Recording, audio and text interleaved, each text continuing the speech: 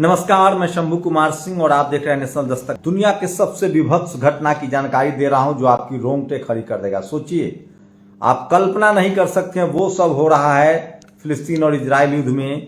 Israel का जो यहूदीकरण है वो सामने आ रहा है। जो उस तरह से सोचिए किस तरह से पूरी दुनिया में हिटलर की निर्दयता जो है वो वाकिफ है, ठीक उसी तरह के हालात जो है अब इजराइल में हो रहा है। सोचिए किस तरह से आम इजरायलियों को कपड़े खोलकर सर्दियों में बैठाया जा रहा है, उन्हें मारने की कोशिश हो रही है, तो आम इजरायलियों को मारा जा रहा है।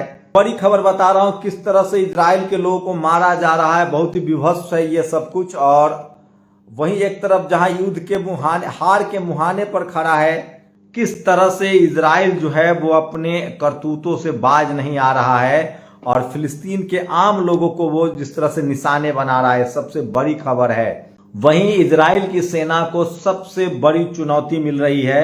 जो अमरीश मिश्रा ने जो ट्वीट किया है, कुछ वो ट्वीट पढ़ के बताऊं तो इजराइल जो है वो लगातार, सोचिए, आम लोगों को इजराइल मार रहा है। वो युद्ध जैसे जैसे हार रहा है, जैसे जैसे उसके सेना मारी जा रही है, वो आम फिलिस्तीनियों पर कहर ढा रहा है।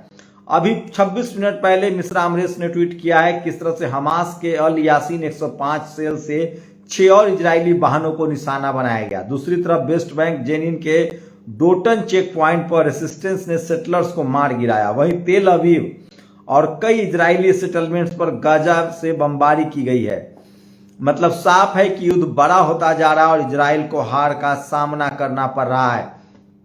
आज ही की खबर है, सोचिए, हमास ने 3 इजरायली वाहनों को यल असीन 105 सेल्स ने निशाना बनाया। वहीं शेख रजवान अल जैतून में भी आईडीएफ वाहन मार गिराया। अल जैतून में आईडीएफ टुकड़ी को भी एंटी पर्सनल डिवाइस से निशाना बनाया। सैनिक हताहत हैं। तो ये सबसे बड़ी खबर है किस तरह से इजरायली फौज कभी इतना नहीं मारी जा रही थी जितना वो मारी जा रही है। वहीं गजा के सुजिया में हमास ने अल यासीन 105 गोले और विस्फोटक उपकरणों के साथ 9 इजरायली वाहनों को निशाना बनाया। कई टैंकों में आग लगा दी गई है।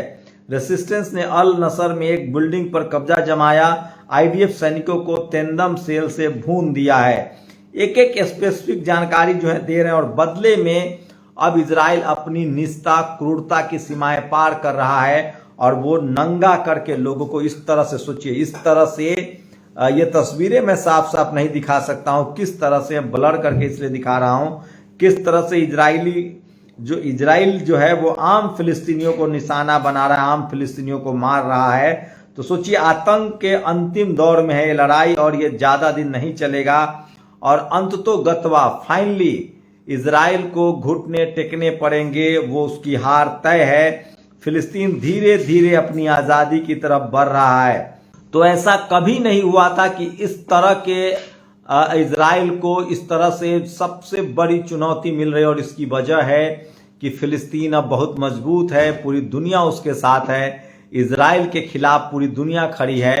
खाड़ी देश फिलिस्तीन के साथ है, हमास के साथ है।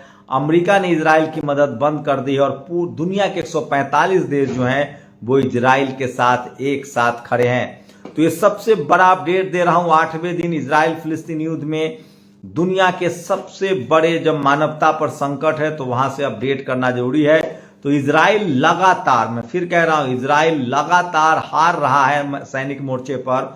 और सोचिए, अभी भी हमास, हिजबुल्ला और हिथू आम इजरायलियों को निशाना नहीं बना रहे हैं। वो सिर्फ इजरायली सैनिकों पर, ट्रूप पर, उनके टैंक पर, उनकी गाड़ियों पर हमला कर रहे हैं। वो अभी भी आम इजरायलियों पर हमला नहीं कर रहे हैं। तो ये होता है युद्ध का नियम। लेकिन इजराइल जो अपने आप को ताकतवर कहता था, वो सिर्फ निर्दोष फिलिस्तीनियों को मार रहा है। वहीं भारत की सबसे बड़ी खबर है, आज महुआ मोइत्रा की सदस्यता चली गई है। उन पर कुछ आरोप लगे थे जिसको लेकर संसद में बवाल कटा हुआ है और तमाम अपोजिशन के नेता एकजुट हो रहे हैं। वहीं दूसरी सबसे बड़ी खबर, सोचिए, लक्ष्मण यादव को दिल्ली यूनिवर्सिटी से नौकरी से निकाल दिया गया। सवाल है कि दलित, पिछड़े, आदिवासियों के साथ कब तक अत्याचार होगा, अल्पसंख्यकों के साथ कब तक अत्याचार होगा। सोचिए, कांग्रेस ने तेलंगाना में एक भी मुस्लिम को मंत्रिमंडल में जगह नहीं दी है। क्यों भैया? सोचिए, एक भी, उसके बाद जब हंगामा हुआ तब अब ओवैसी के भाई को प्रोटेम स्पीकर बनाया गया है।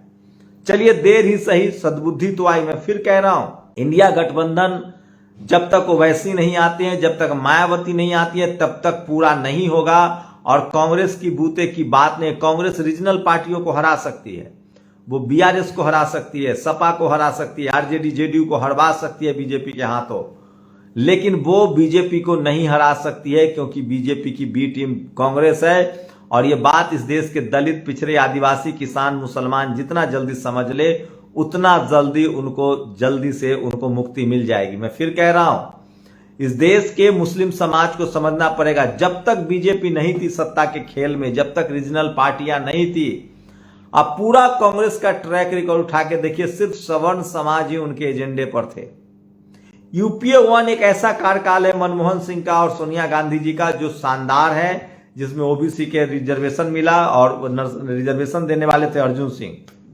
उसके बाद यूपीए 2 में किस तरह से 3 ब्राह्मण समाज के बड़े नेता जो कांग्रेस में थे, आज भी अब तो एक नहीं रहे, राष्ट्रपति जिनको बनाया गया था प्रणब मुखर्जी, वो नहीं रहे, और कपिल सिब्बल भी अब पार्टी से बाहर है। इन लोगों ने बहुजन समाज के हक अधिकार छीने, जाति जनगणना के आंकड़े रोके। तो इंडिया गठबंधन तब तक सफल नहीं हो सकता है जब तक इसमें मायावती न हो, इसमें ओवैसी न हो, और सबसे बड़ी बात है दलित, पिछड़े, आदिवासियों को आगे करना पड़ेगा, क्योंकि कांग्रेस आरएसएस की जननी है, मनुवाद की जननी है। सोचिए मध्य प्रदेश में कांग्रेस क्यों हारी? ईवीएम एक बड़ा फैक्टर है जिस पर लगातार बात हो रही है, लेकिन सवाल है कि कांग्रेस ईवीएम लेकर आई थी, राजीव गांधी लेकर आए थे, न ईवीएम लाते न ईवीएम का पचरा खड़ा होता।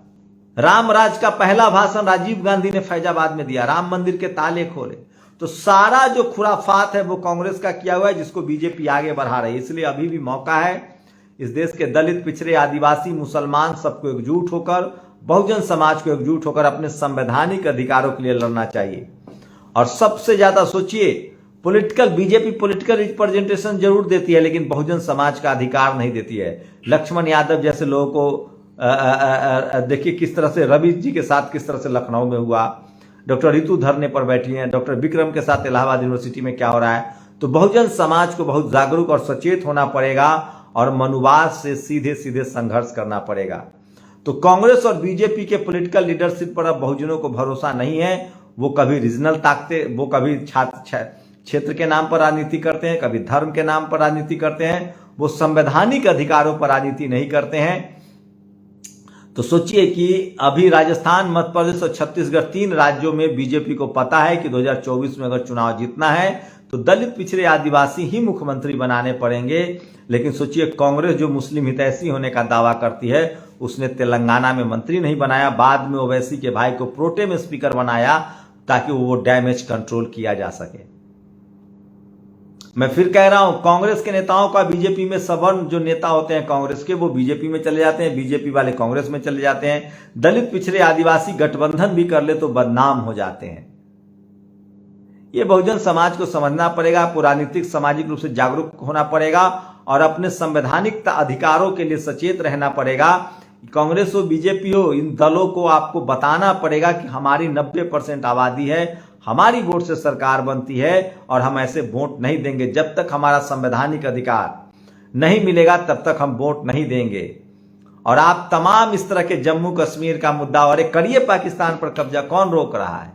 हम लोग साथ हैं, करके तो देखिए। ये महुआ मोइत्रा, ये नेहरू गांधी, ये पाकिस्तान, इस पर मत जाइए, आपके संवैधानिक अधिकार छीने जा रहे हैं। लक्ष्मण यादव की नौकरियां नहीं मिल रही है। यूपी में एक मुस्लिम समाज की महिला को थाने में गोली लग जाती है, शर्मा जी दरोगा हैं। कहा जा रहा है कि महिला गई थी अपने पासपोर्ट के वेरिफिकेशन के लिए, पैसे को लेकर विवाद हुआ, गोली चल गई। बताइए, वेरिफिकेशन में गोली चल, उस समय पिस्टल चेक करने की क्या जरूरत थी? वो भी सोशल मीडिया पर वायरल है। मैं फिर कह रहा हूं, इस देश के दलित, पिछड़े, आदिवासी, मुसलमानों को अपने संवैधानिक अधिकार पर टिका रहना पड़ेगा। और जब तक कांग्रेस, बीजेपी को आप वोट देते रहिएगा, चेक एंड बैलेंस नहीं रखिएगा, तब तक आपके साथ आपके संवैधानिक अधिकारों को कुचला जाएगा। तो ये आज की तमाम बड़ी खबरें हैं। महुआ मोइत्रा लड़ लेंगी, वो अपर जनरल कैटेगरी से हैं, उनके साथ तमाम पत्रकार हैं, उनकी लड़ाई की आप चिंता मत कीजिए। आप चिंता कीजिए कि दलित, पिछड़े, आदिवासी, किसानों और अल्पसंख्यकों का क्या होगा, आपके राजनीतिक अधिकार का क्या होगा, आपके संवैधानिक अधिकार का क्या होगा। कांग्रेस मध्य प्रदेश में कांग्रेस ने किसने मुसलमानों को टिकट दे दिया? और ये मैं ओबीसी लीडरशिप से रिक्वेस्ट कर रहा हूं, बहुजन लीडरशिप से, Sapa Basapa RJD JDU JMM से, अगर आपके नेता वीडियो देख रहे हैं, कांग्रेस बीजेपी की तरह आपको राजनीति करनी पड़ेगी। बीजेपी बिहार में यादव कुर्मी को टिकट नहीं देगी। अगर आरजेडी जेडीयू गठबंधन में रहा, उसे पता है वो हमें वोट नहीं देंगे, टिकट नहीं देगी। मुस्लिम समाज को पूरे देश में टिकट नहीं देती, उन्हें पता है हमें वोट नहीं देंगे। यही राजनीति जो सपा बसपा आरजेडी जेडीयू का जो सवर्णों को आप टिकट दे रहे हैं, वो बिल्कुल रोक दीजिए और वो टिकट मुस्लिम को, दलित को, पिछड़ों को, आदिवासियों को बढ़ाइए, किसान कम्युनिटी को बढ़ाइए, तब वो आपको वोट देंगे। राजनीति की लकीर साफ साफ बीजेपी ने खींची है, जो उसको फॉलो नहीं करेगा वो चुनाव हार जाएगा। तो आप लोग अपनी प्रतिक्रिया जरूर दीजिए, आपकी प्रतिक्रिया हमें बहुत जरूर। नेशनल दस्तक की आपसे गुजारिश है कि अगर इसको बचाना चाहते हैं तो नेशनल दस्तक को सब्सक्राइब करने के लिए रेड कलर के सब्सक्राइब बटन को दबाएं, फिर बेल आइकन की घंटी दबाएं। नेशनल दस्तक को बचाने के लिए बहुत जरूरी है कि हर खबर को शेयर करें, लाइक करें, कमेंट जरूर करें।